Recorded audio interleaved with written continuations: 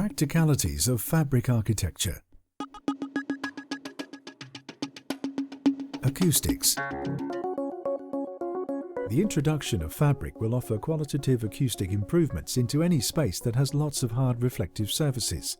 But acoustic meshes are now available that have been specifically engineered to absorb sound waves and reduce acoustic reverberation.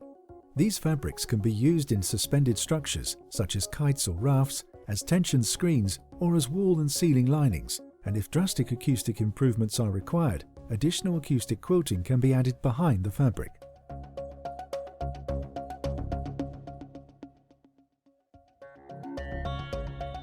Insulation. Fabric structures are not known for inherent insulation. A single layer of any of the technical fabrics we use will cover unheated spaces effectively, but offer no further insulating properties. However, by using multi-layer membrane systems, it is possible to improve thermal performance and even meet Part L building requirements.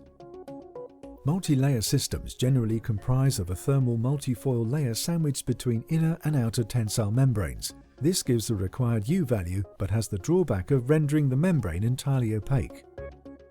More recently, products such as nanogel have been introduced into the market, which allows some light transmission to be retained but can be prohibitively expensive. Alternatively, good levels of insulation can also be achieved by creating an air-inflated cushion where additional layers of membrane trap pockets of air, which can result in U values as good as 1.18. Printing. Tensile fabrics offer clients the ability to print on their structure, which is something that traditional building methods do not. Printing within the tensile fabric industry is a relatively easy way to bring some personal identity or brand into the structure itself. Being a fabric structure, printing is relatively easy when compared with solid or conventional buildings. It gives the artist and the architect free rein over how their structure will look, and equally as it is fabric, it can also be changed at a later date.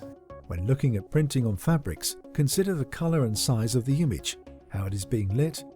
Is the print being used internally or externally? Do you need to see through the print? Will the print be used for multiple events, and is there a specific fire rating requirement?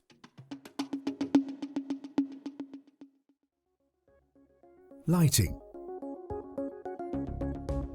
Lighting is a little bit different to printing. It gives you an organic and dynamic installation. It lets you change at will the look and the feel of the building to suit the situation, the time of day, the time of year. A good example of this would be for the O2 Dome, where for one night only, Prince was playing, his favourite colour being purple. At an instant, we can change the entire structure to be purple. Environmental. As most of the fabrics and components we use can now be reused or recycled, the environmental impact of a fabric structure is far smaller than some less efficient traditional building techniques. PVC, silicon and PTFE can all be recycled and made into second-generation products. Tensile fabric structures also lend themselves to relocation. For example, when the inverted conic structures installed at the Millennium Dome were no longer required by the client, instead of dismantling the structures, we relocated them to Piarco Airport in Trinidad.